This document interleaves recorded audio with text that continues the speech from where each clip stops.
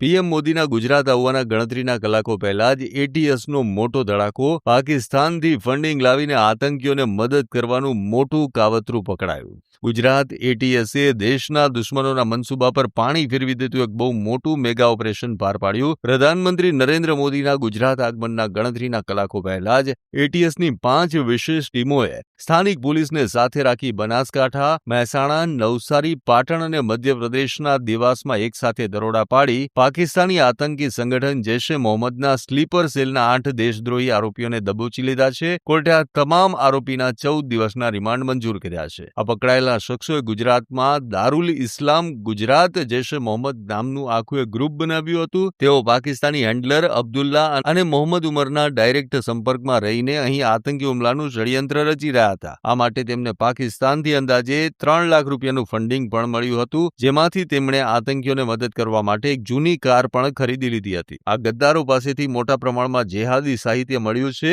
ઇબ્રાહિમ ઘઘા નામના આરોપીના મોબાઈલમાંથી 254 જેટલા જેહાદી પુસ્તકો, ઓડિયો, વિડીયો અને જૈશના ઝંડાની તસવીરો મળી આવી છે. હદ તો ત્યાં થઈ કે લોકોએ જૈશના વડા મસૂર અઝહદના પુસ્તક દરસે જેહાદનું ઉર્દુમાંથી ગુજરાતી ભાષાંતર પણ કર્યું હતું, જેથી અહીંના સ્થાનિક યુવાનોનું બ્રેન વોશ કરી અને તેમને કટ્ટરપંથી બનાવી શકાય. પણ સલામ છે ગુજરાત એટીએસને, જેણે સમયસર આખી ગેંગને જેલ ભેગી કરી દીધી. નમસ્કાર, હું ચેતન પુરોહિત. ઇન સેકન્ડ્સ ગુજરાતમાં આપનું સ્વાગત છે. અને આજે એક વાત કરવી છે ગુજરાત અને આતંકવાદના કનેક્શન વિશે.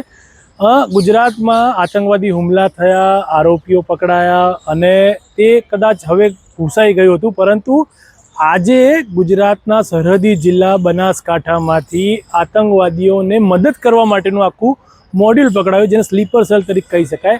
હવે વાત કરવી છે કે વર્ષ 2002માં ગુજરાતમાં જ્યારે ગોધરાકાંડનો બનાવ બન્યો હતો, ત્યારબાદ કેટલાક દેશ વિરોધી તત્વો હતા જે જિહાદ અને ધર્મના નામે દેશ વિરોધી કૃત્ય કરવા માટે તૈયાર થયા હતા. અને એ વખતે આખી સ્લીપર સેલની ચેન અલગ અલગ જગ્યાએ ગુજરાતમાં કેન્દ્રિત થઈ હતી. કેટલાક જંગલોમાં કેમ્પ થયા હતા અને અહીંયાથી કેટલાક લોકો પણ પાકિસ્તાન જઈને આવ્યા હોવાનું પણ અગાઉ તપાસમાં ખુલ્યું છે. ત્યારે ગુજરાત ફરીથી એક સ્લીપર સેલ પકડાય તે ખૂબ ચોંકાવનારી બાબત છે, કારણ કે આજે પાલનપુર નજીકના એક ગામમાં 8 લોકો પકડાયા છે અને 8 લોકો ક્યાંક ને ક્યાંક સ્લીપર સેલ એટલે જૈશ એ મોહમ્મદના ગુજરાત મોડેલ સાથે કનેક્શન ધરાવતા હતા. આ જૈશ એ મોહમ્મદ મૂળ આતંકવાદી સંગઠન છે અને તેના આકાઓ પાકિસ્તાનમાં બેઠા છે. હવે આતંકવાદીઓ પહેલાંની જેમ ટ્રેનિંગ આપવાની જગ્યાએ તેને ફોલો કરતા જે લોકો છે તેને સોશિયલ મીડિયા પર કે ક્યાંક ગોતી અને પોતાના વિચારો મોકલે છે અને ક્યાંક ને ક્યાંક કોઈ સપોર્ટ માટે તેમને બ્રેન વોશ કરીને તૈયાર કરે છે. હવે સમગ્ર વાત આ મોડ્યુલ જે પકડ્યું છે ગુજરાત એટીએસે તેની વાત કરીએ તો એક મદ્રેસા અને તેની આસપાસ રહેતા કેટલાક લોકો જેઓ ક્યાંક ને ક્યાંક જૈશ એ મોહમ્મદના વિચારો સોશિયલ મીડિયામાં જોતા હતા, તેનાથી પ્રભાવિત થયા અને તેના આધારે પાકિસ્તાનના હેન્ડલર સાથે કનેક્ટ થયા અને તેમને આવા પોતાની સાથે વિચારધારા સાથે કનેક્ટેડ હોય તેવા લોકોને શોધવાનું ચાલુ કર્યું હતું. અને તેઓની સાથે 1-2 કરતાં પછી 8 થયા. તેમાં સગા ભાઈઓ પણ છે, મામા ભાણા પણ છે અને તમામનો ટાર્ગેટ દેશ વિરોધી પ્રવૃત્તિ કરવાનો હતો. અને ક્યાંય કોઈને ખબર ના પડે કે એક નાનકડા ગામની અંદર આ પ્રકારે આતંકવાદી સંગઠન એક્ટિવ હશે અને તેઓ મૂળ આતંકવાદી સંગઠનને લોજિસ્ટિક કે કોઈ પણ રીતે સપોર્ટ કરવા માટે પ્રયાસ કરી રહ્યા હતા. પાકિસ્તાનથી તેમને 3 લાખ રૂપિયાની મદદ આવી.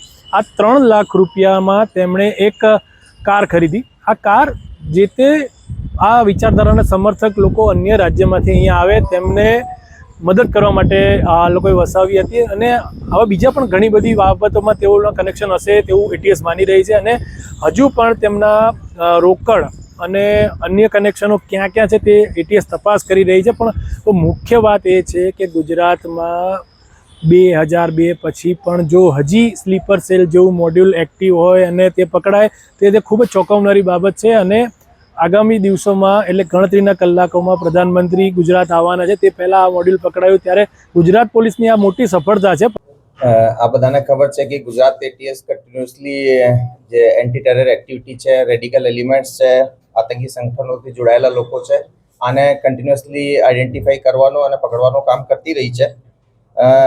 2023થી હાલ સુધીમાં લગભગ 3.5 વર્ષની અવધિમાં અમે એ કેસથી પહેલા 10 જુદા જુદા યુએપીએ અને બીએનએસ આઈપીસીમાં કેસીસ કર્યા છે જે કે ટેરરિસ્ટ એક્ટિવિટી રિલેટેડ હતા, જેની અંદર 30 આરોપીઓ પકડ્યા હતા.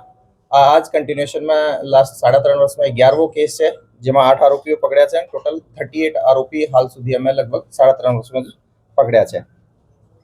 આ પર્ટિક્યુલર કેસની વાત કરીએ તો થોડાક ટાઈમ પહેલા ગુજરાત એટીએસના ડીવાયએસપી હર્ષ ઉપાધ્યાયને એક બાતમી મળી હતી કે બનાસકાંઠા અને પાટણ અને નિયર બાય એરિયાઝની અંદર થોડા ઘણા એલિમેન્ટ્સ એવા છે જે કે પાકિસ્તાનના ટેરરિસ્ટ ઓર્ગેનાઇઝેશન જૈશે મોહમ્મદ થી સંકળાયેલા છે અને અહીંયા એની એક્ટિવિટીઝનો, એની વિચારધારાનો પ્રચાર પ્રસાર કરી રહ્યા છે.